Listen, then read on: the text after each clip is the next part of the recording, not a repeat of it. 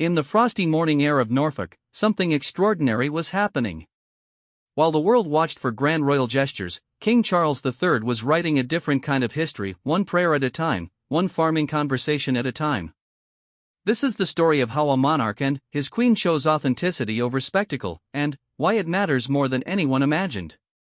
The ancient bells of St. Mary Magdalene Church in Sandringham rang out across the Norfolk countryside on that crisp Sunday morning in late January 2025. Inside the weathered stone walls, where generations of royals had worshipped before him, King Charles III sat quietly in a wooden pew, his head bowed in prayer. There were no cameras here, no ceremonial fanfare, just a man seeking solace in faith while his wife, Queen Camilla, was miles away fighting a battle that would define their reign. Charles had always found peace in Norfolk. The rolling fields and quiet villages offered something Buckingham Palace never could: anonymity wrapped in tradition. As he listened to the familiar hymns echoing off the medieval walls, his mind wandered to the conversations he'd had just days before with local farmers whose livelihoods hung in the balance. Their weathered faces told stories of generations working the same soil, now threatened by policies that treated farming like any other business rather than the backbone of rural Britain. The king's morning routine had become almost sacred in its simplicity. He would rise before dawn, walk the grounds of Sandringham House, and spend time in quiet reflection before joining the local congregation for Sunday service. It was during these walks that he often encountered the people whose lives would be forever changed by decisions made in distant government offices. Yesterday, it had been Thomas Hartwell, a third-generation dairy farmer whose family had been supplying milk to the local community since 1962. "Your Majesty," Thomas had said, his voice carrying the weight of uncertainty, "we've been doing this for 60 years. My grandfather started with 12 cows and a dream. Now we have 120, and we're being told we're part of the problem." The inheritance tax changes proposed for agricultural land had created ripples of anxiety throughout Norfolk's farming community. Families who had worked the same fields for centuries suddenly faced the possibility of selling their heritage to pay taxes on land that had been passed down through generations. Charles had listened intently, his years of environmental advocacy giving him a unique perspective on the delicate balance between progress and tradition. He understood the government's need for revenue, but he also grasped something perhaps more important: the cultural and environmental value of keeping family farms in family hands. These weren't just businesses, they were guardians of the landscape, stewards of biodiversity, and keepers of rural traditions that couldn't be replaced once lost. The conversation with Thomas had reminded the king of his own journey toward understanding agriculture's true value.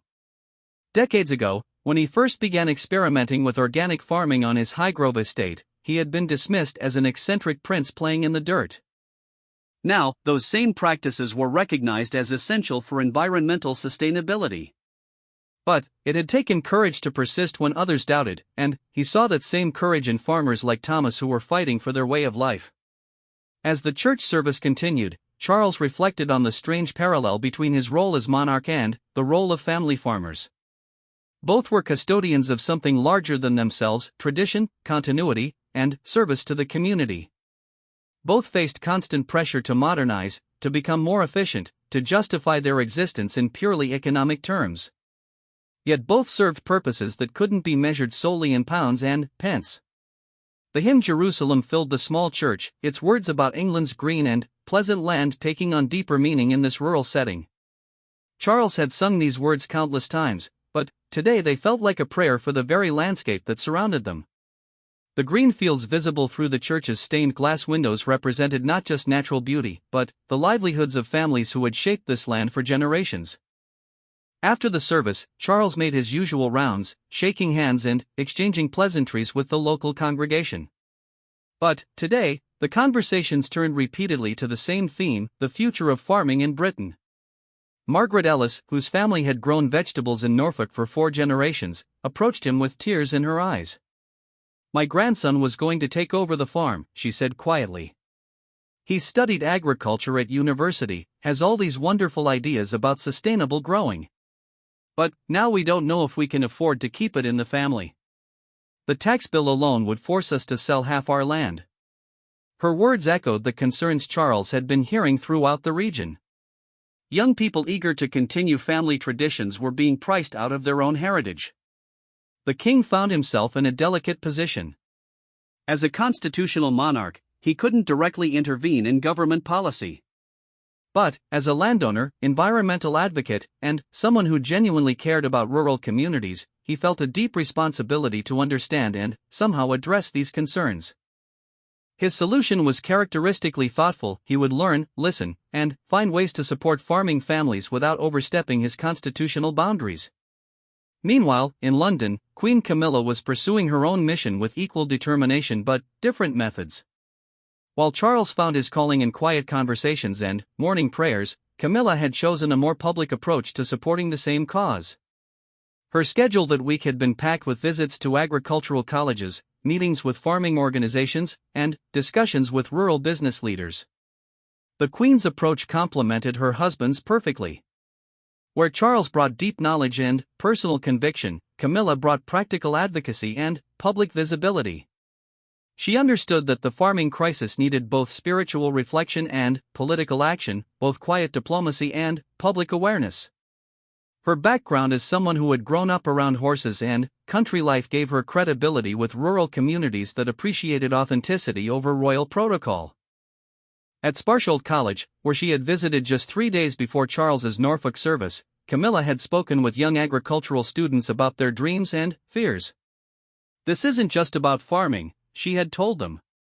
"This is about keeping rural Britain alive, about ensuring that young people have opportunities in the countryside, about maintaining the connection between the land and the people who care for it." One student, Sarah Mitchell from Cornwall, had shared her family's story with the Queen. "My dad's farm has been in our family since 1847, Sarah had explained. "I want to modernize it, introduce new technology, maybe start a farm-to-table restaurant using our own produce. But if we can't pass it on without selling half of it to pay taxes, all those dreams disappear." Camilla had listened intently, asking detailed questions about Sarah's business plans and the challenges facing young farmers. These conversations were shaping both the King and Queen's understanding of their role in modern Britain. They were learning that their influence lay not in grand gestures or political statements, but in their ability to bridge different worlds, connecting rural communities with urban policymakers, translating the concerns of ordinary families into language that politicians and civil servants could understand. Back in Norfolk, as Charles walked home from church, he encountered more evidence of the farming community's resilience and innovation. The Weatherby family had converted part of their dairy operation into a farm shop and cafe, creating jobs for local young people while adding value to their agricultural production. Their success story showed that family farms could evolve and thrive, given the right support and policies. "The key is balance," explained Robert Weatherby, who had taken over from his father 5 years earlier. "We respect tradition but embrace innovation. We produce food, but we also provide education about where food comes from. We employ local people and support the local economy. That's worth preserving, isn't it?" Charles agreed wholeheartedly, seeing in Robert's approach a model for sustainable rural development. The King's Norfolk walks had become legendary among local residents, not for their royal grandeur but for their genuine ordinariness. Charles would stop to examine hedgerows, discuss crop rotation with farmers, and inquire about the health of livestock with the same attention he might give to state papers. This wasn't performance or public relations, it was a monarch trying to understand the land and people he served. As Sunday afternoon settled over Sandringham, Charles retreated to his study to reflect on the day's conversations and prepare for the week ahead. His desk was covered with reports on agricultural policy, letters from farming families, and proposals for initiatives that might help bridge the gap between tradition and progress. Each document represented real people facing real challenges, and he felt the weight of responsibility to help find solutions. The King's faith had always been deeply personal, but his Norfolk experiences were teaching him that spirituality and practical action were inseparable. His morning prayers in the small church had been as much about seeking guidance for his role as monarch as about personal spiritual growth. How could he serve both the constitutional requirements of his position and the genuine needs of his subjects? The answer was becoming clearer with each conversation, each walk through the Norfolk countryside, each Sunday service in the village church. Leadership, he was learning, wasn't about having all the answers, it was about asking the right questions, listening with genuine attention, and finding ways to bring people together around shared values. As the sun set over the Norfolk fields, painting the sky in shades of gold and purple, Charles made a decision that would shape the coming weeks. He would continue his quiet diplomacy, his morning walks, his Sunday services. But he would also find ways to amplify the voices he was hearing, to ensure that the concerns of farming families reached the ears of those who could make a difference. The revolution brewing in the British countryside wasn't led by protesters or politicians, it was being quietly orchestrated by a king who prayed in village churches and a queen who listened to students' dreams. Together, they were discovering that true leadership in the 21st century required not just constitutional authority, but authentic human connection. The bells of St. Mary Magdalene continued to ring across Norfolk that evening, their ancient sound carrying new hopes into the gathering darkness. In London, government offices were quiet. In Norfolk, a king was preparing for another week of walks, conversations, and quiet determination to make a difference in the lives of the people he served. The story of King Charles's worship in Norfolk and Queen Camilla's support for family farming was just beginning, but already it was changing how both the royal family and the British people understood the monarchy's role in modern society. It was a story of faith meeting action, tradition embracing innovation, and quiet leadership creating profound change. The following Monday morning brought unexpected news that would test everything King Charles and Queen Camilla had been working toward. As Charles finished his morning walk through the frost-covered grounds of Sandringham, his private secretary approached with an urgent message. The Treasury had accelerated the timeline for implementing the new agricultural inheritance tax policies, and farming communities across Britain were planning coordinated protests. In London, Queen Camilla received the same news while preparing for a visit to the Royal Agricultural University. Her immediate response was characteristic. Instead of cancelling her plans, she decided to expand them. If farmers are going to make their voices heard, she told her staff, then I need to make sure I understand exactly what they're saying. The Queen's visit to the Agricultural University that morning revealed the depth of anxiety among young people pursuing careers in farming. Professor James Hartley, who had been teaching agricultural science for 20 years, painted a stark picture. "We're seeing enrollment decline for the first time in decades," he explained as they walked through the university's experimental farms. "Young people are brilliant, passionate about sustainable agriculture, full of innovative ideas.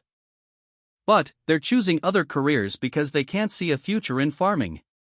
Camilla stopped to speak with a group of students who were working on a project to reduce carbon emissions in dairy farming.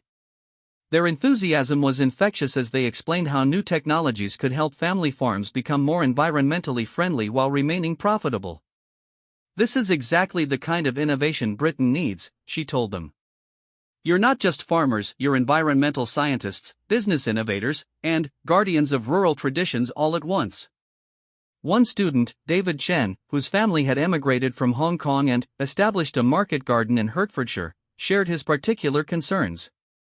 "My parents worked incredibly hard to build something from nothing," he said. "They didn't just create a business, they created jobs for local people, they supplied fresh vegetables to the community, they became part of the British story.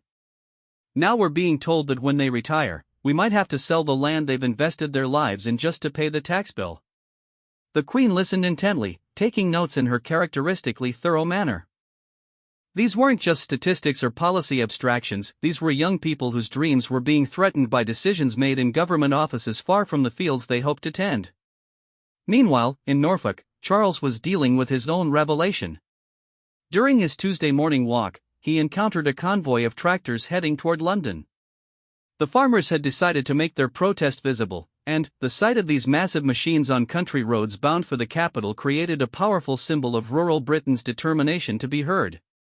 Tom Harrison, a young farmer from nearby Dersingham, had stopped his tractor when he recognized the king walking along the roadside. "Your Majesty," he called out, his voice carrying over the rumble of the diesel engine, "we're not trying to cause trouble. We just want people to understand that family farms aren't big corporations. We're small businesses that happen to feed the nation." Charles approached the tractor, genuinely curious about Tom's perspective. At 28, Tom represented exactly the kind of young farmer that Britain needed to retain. He had studied at agricultural college, introduced precision farming techniques to his family's operation, and was experimenting with renewable energy generation alongside traditional crop production. Tell me about your farm, Charles said, settling into the kind of detailed conversation that had become his trademark during these Norfolk walks. We're third generation, Tom explained, his pride evident despite his concerns. My grandfather bought the land in 1962 with money he'd saved working in construction. He cleared fields that had been neglected during the war, built up the soil, established the infrastructure. My father added modern equipment, improved the buildings, diversified into contract farming for neighbors.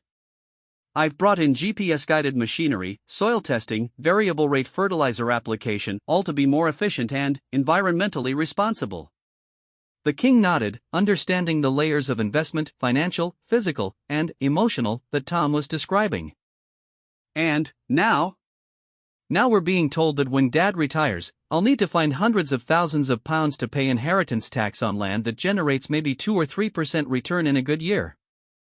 The only way to raise that money is to sell land, which means the farm gets smaller, less viable, less able to support a family. Tom's frustration was palpable, but it was mixed with determination rather than despair. This conversation crystallized something important for Charles. The farming inheritance tax wasn't just an economic policy, it was a cultural and environmental issue with profound implications for British society.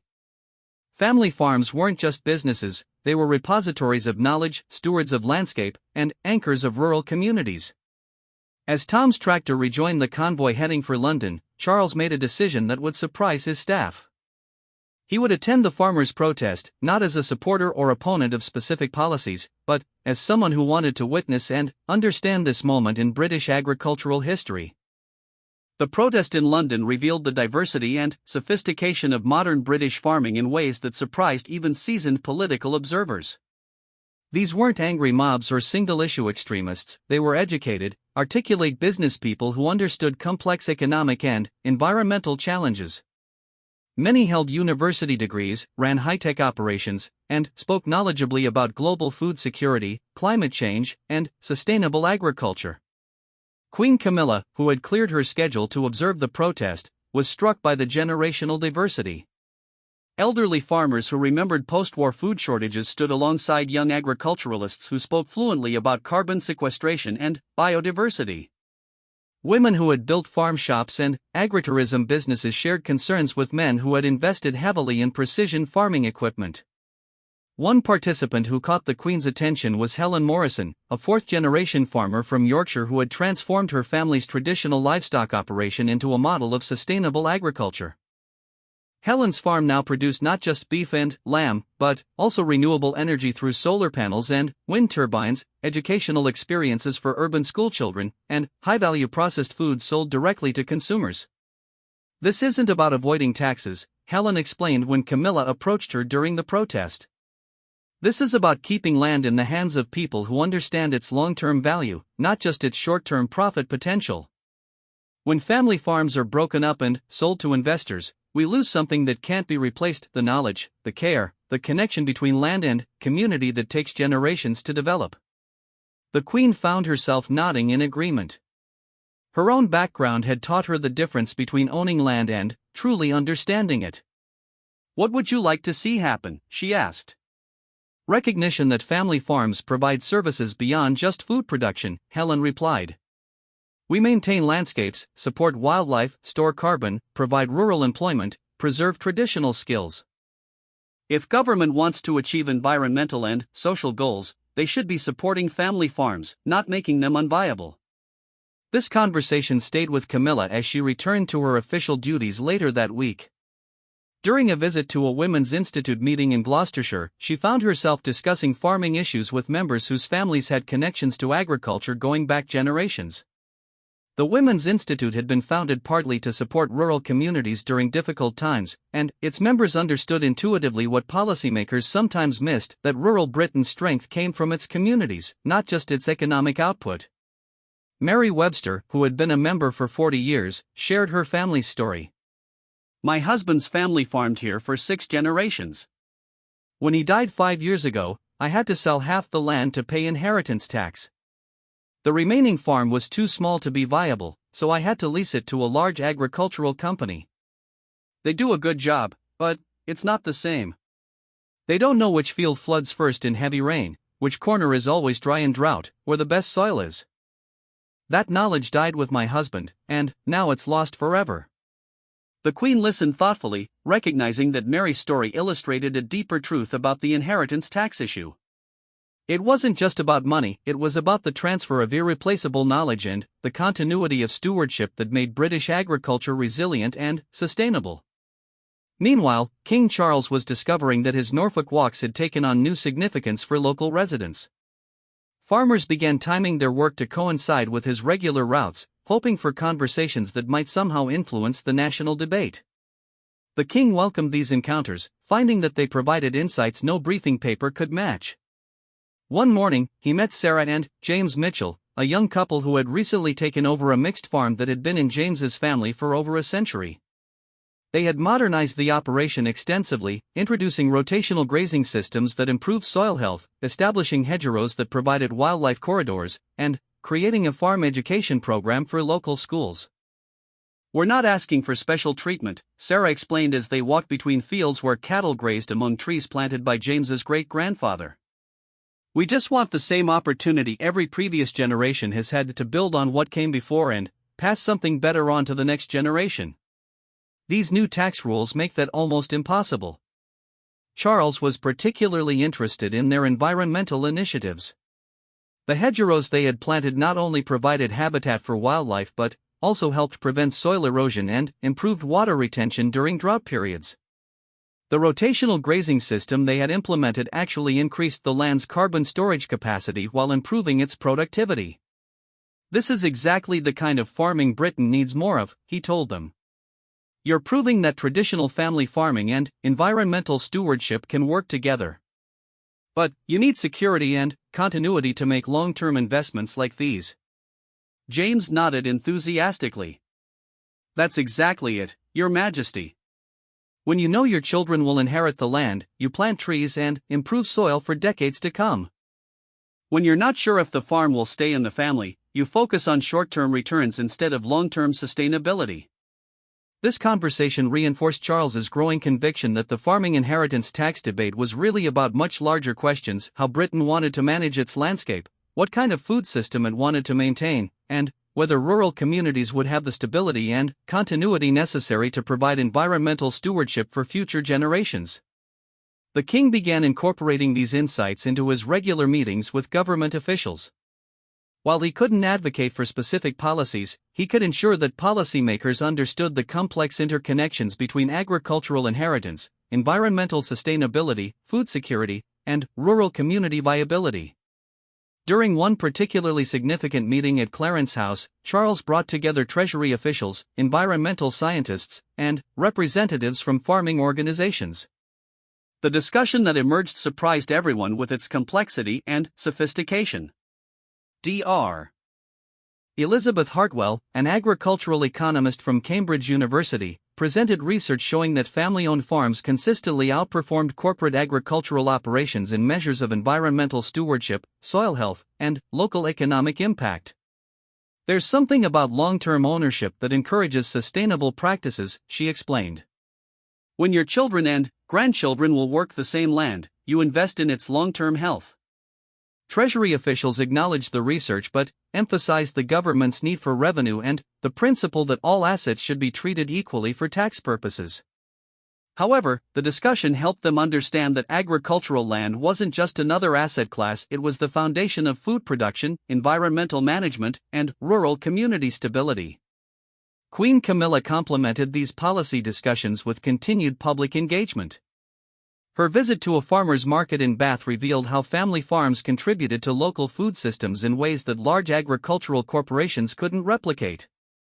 Small-scale producers offered variety, quality, and personal relationships that connected consumers directly to the land and the people who worked it. At the market, she met Jenny Phillips, who had converted her family's traditional dairy farm into a diversified operation producing artisan cheeses, free-range eggs, and seasonal vegetables.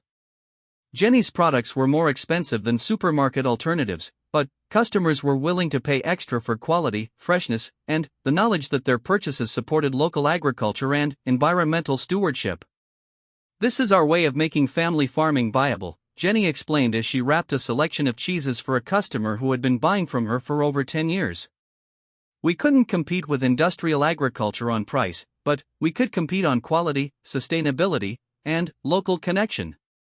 The Queen watched Jenny interact with her customers, noting how these weren't just commercial transactions but relationships built over years of trust and shared values. This was rural Britain at its best: economically viable, environmentally sustainable, and socially connected. As February progressed, both the King and Queen found themselves increasingly convinced that the farming inheritance tax debate represented a critical moment for British agriculture and rural society. Their different approaches, his quiet diplomacy and her public advocacy, were creating a comprehensive picture of the challenges and opportunities facing family farms. The story was far from over, but already it was clear that this royal couple was redefining how the monarchy could contribute to national debates while respecting constitutional boundaries. They were proving that leadership could be both humble and effective, both traditional and innovative. The next phase would test whether their growing understanding and influence could help bridge the gap between agricultural communities and government policymakers, between rural traditions and modern economic realities, between immediate political pressures and long-term national interests. The breakthrough came on a grey Thursday morning in early March, during what appeared to be a routine meeting at the Department for Environment, Food and Rural Affairs. Queen Camilla had been invited to discuss rural education initiatives, but the conversation quickly expanded to encompass the broader challenges facing British agriculture. Present at the meeting were Education Minister Sarah Chan, Environment Secretary David Richardson, Treasury Representative James Whittaker, and several officials from agricultural organizations. What started as a formal briefing evolved into something more significant: a genuine dialogue about the future of British farming and rural communities. The inheritance tax changes were designed with large estates and commercial properties in mind, Treasury Representative Whittaker acknowledged. But we're beginning to understand that family farms operate under completely different principles. The question is whether we can develop policies that distinguish between agricultural land that's actively farmed by families and agricultural land that's held primarily as an investment. Queen Camilla seized this opening. During my visits to farming communities, I've learned that successful family farms provide services that go far beyond food production. They maintain landscapes, preserve wildlife habitats, store carbon, provide rural employment, and serve as repositories of agricultural knowledge that takes generations to develop. Shouldn't government policy recognize these broader contributions? The Queen's point was supported by Dr. Margaret Foster, representing the National Farmers Union, who had brought detailed economic analysis to the meeting.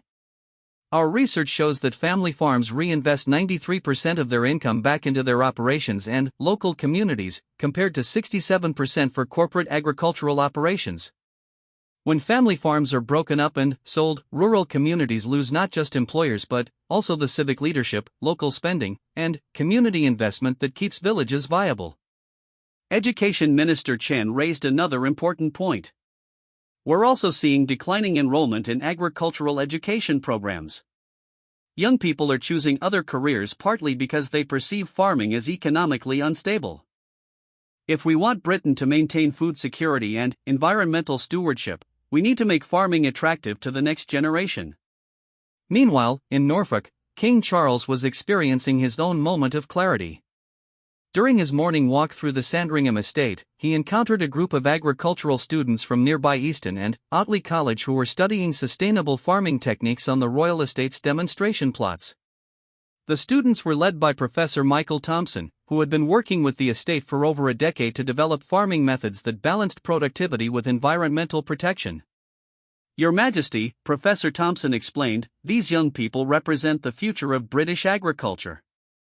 They understand climate change, biodiversity conservation, soil health, and precision farming technologies better than any previous generation. But they need stable family farms to practice these skills. One student, Rebecca Walsh from a farming family in Lincolnshire, shared her concerns with the King. My family's farm has been organic for 20 years, she said. We've invested heavily in soil improvement, wildlife habitats, and renewable energy. But my younger brother is studying computer science instead of agriculture because he doesn't think farming offers a secure future. That breaks my father's heart. Charles found himself moved by Rebecca's story, which echoed conversations he'd had with farming families throughout Norfolk. "What would convince your brother to reconsider farming?" he asked. "Certainty," Rebecca replied without hesitation. "Certainty that he could inherit the farm without selling half of it to pay taxes. Certainty that government policies would support family farms rather than favor large corporations. Certainty that farming is valued as a profession, not just tolerated as a quaint rural activity." This conversation reinforced the king's growing conviction that the farming inheritance issue was really about Britain's long-term food security, environmental sustainability, and rural community viability. He decided to convene an informal gathering at Sandringham that would bring together all the stakeholders he'd been meeting individually. The Sandringham Summit, as it came to be known, took place on a bright March morning in the estate's conference facilities.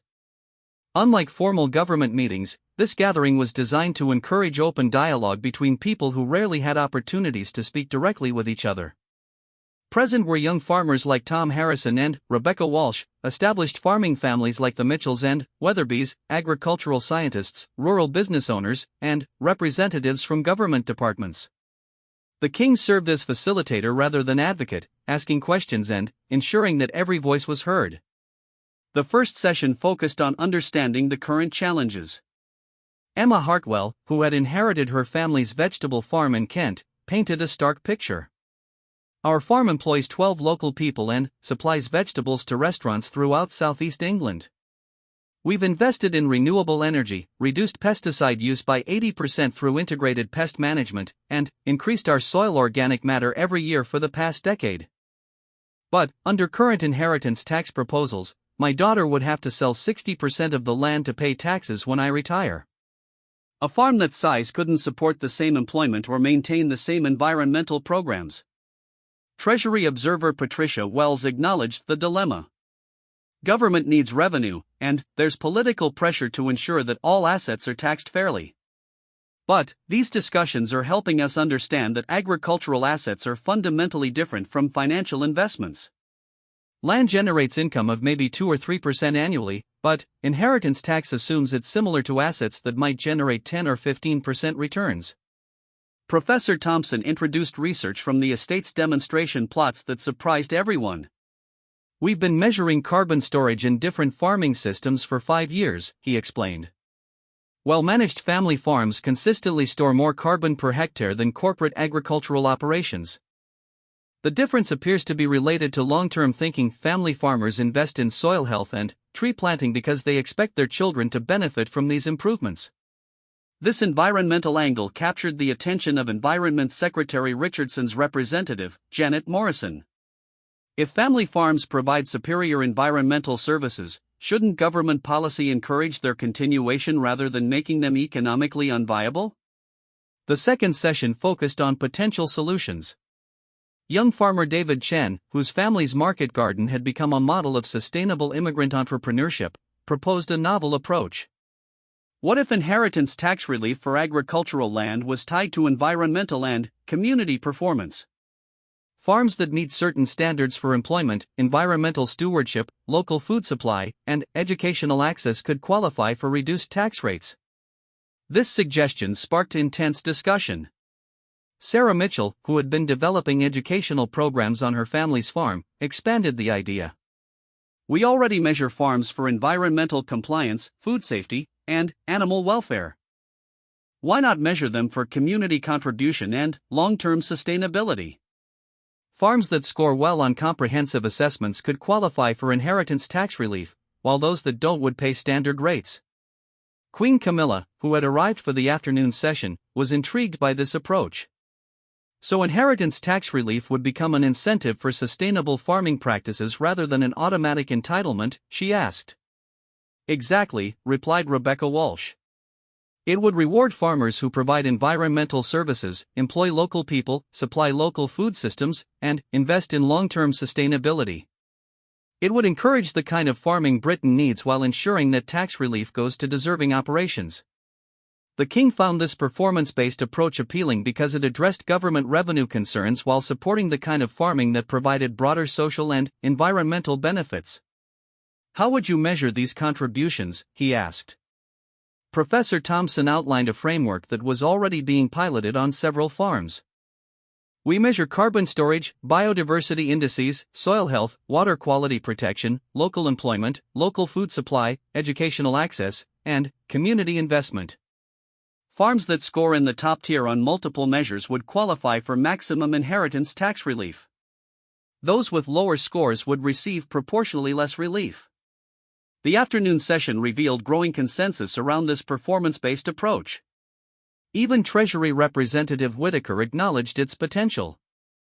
This could actually increase government revenue in the long term by encouraging more productive and sustainable farming while ensuring that tax relief rewards genuine agricultural operations rather than land speculation. The Sandringham Summit concluded with agreement to develop detailed proposals for performance-based agricultural inheritance tax relief. A working group would include representatives from farming organizations, environmental scientists, Treasury officials, and rural development experts. Over the following weeks, both King Charles and Queen Camilla continued their advocacy through different channels. The King hosted additional meetings with government officials, ensuring that the Sandringham discussions reached appropriate policymakers. The Queen expanded her public engagement, visiting agricultural colleges and farming communities to build broader support for the emerging proposals. The momentum created by their efforts began producing tangible results.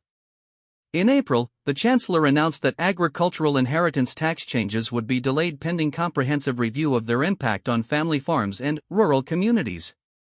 This wasn't the complete victory farming organizations had hoped for, but it provided breathing room for developing more sophisticated policies.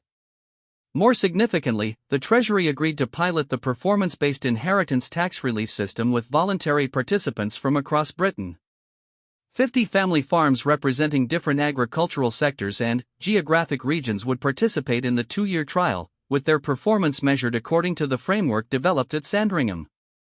The pilot program attracted immediate interest from farming families who saw it as an opportunity to demonstrate their value beyond simple food production. Applications exceeded available slots by more than 3-to-1, with farms proposing innovative approaches to environmental stewardship, community engagement, and sustainable agriculture. Tom Harrison, the young Norfolk farmer who had first explained his concerns to King Charles during the tractor convoy, was selected for the pilot program. His farm's application included plans to increase carbon storage through expanded hedgerows, provide educational experiences for urban schoolchildren, generate renewable energy through solar panels, and employ additional local young people in value-added enterprises. This gives us hope, Tom explained to local media. Instead of being taxed for owning land, we'll be rewarded for using it responsibly. It encourages long-term thinking and investment in sustainability. The pilot program's launch event at the Royal Agricultural University drew participants from across Britain. Queen Camilla's address to the gathered farmers emphasized the broader significance of their participation. "You're not just testing a tax policy," she told them. "You're demonstrating that family farming can be economically viable, environmentally sustainable, and socially beneficial. You're proving that agriculture is about much more than producing commodities." King Charles's closing remarks at the event reflected his months of learning through Norfolk conversations. "Agriculture is the foundation of civilization," he said. "But modern agriculture must be more than just food production. It must be stewardship of landscape, protection of biodiversity, storage of carbon, preservation of knowledge, and foundation of rural communities." The families participating in this pilot program are showing how farming can serve all these purposes while remaining economically viable. As summer arrived, early results from the pilot program exceeded expectations. Participating farms were not only meeting performance targets but discovering that sustainable practices often improved their profitability. Carbon storage initiatives qualified for environmental payments, direct sales to local consumers commanded premium prices, and agritourism enterprises provided additional income streams. The success stories began attracting attention from farming communities throughout Britain and Europe. Agricultural ministers from several European Union countries requested briefings on the British approach, seeing potential applications for their own agricultural policies. More importantly for British farming families, the pilot program was changing the national conversation about agriculture. Instead of debates about tax avoidance and rural privilege, discussions focused on the services farmers provided and how policies could encourage sustainable agriculture. By autumn, public opinion polling showed strong support for performance-based agricultural policies. Urban consumers, initially skeptical of special treatment for farmers, became supportive when they understood the connection between sustainable farming practices and environmental protection, food security, and rural community viability. The King and Queen's patient advocacy had succeeded in ways that dramatic gestures or political confrontation never could have achieved. By listening carefully, building understanding gradually, and bringing different stakeholders together for genuine dialogue, they had helped transform a divisive political issue into a collaborative search for solutions. As King Charles continued his morning walks through Norfolk and Queen Camilla maintained her visits to farming communities, they reflected on what they had accomplished together. They had proven that constitutional monarchy could provide leadership on complex national issues while respecting democratic processes and institutional boundaries. More significantly, they had demonstrated that effective leadership in modern Britain required not just authority but authenticity, not just position but genuine understanding, not just power but the patience to build consensus through careful listening and thoughtful dialogue. The story of their support for family farming had become a model for how the monarchy could serve Britain in the 21st century, not as distant symbols of tradition, but as engaged citizens working to understand and address the real challenges facing their communities. The bells of St. Mary Magdalene continued to ring over Norfolk each Sunday, calling King Charles to worship and reflection. But now they also seemed to call him to service in a broader sense, service to the land, to the people who worked it, and to the future generations who would inherit both its challenges and its possibilities. The quiet revolution that had begun with morning prayers and farming conversations was reshaping not just agricultural policy, but the role of monarchy in modern democratic society. It was a revolution built not on protest or confrontation, but on patience, understanding, and the conviction that genuine leadership meant listening more than speaking, learning more than teaching, and serving more than ruling.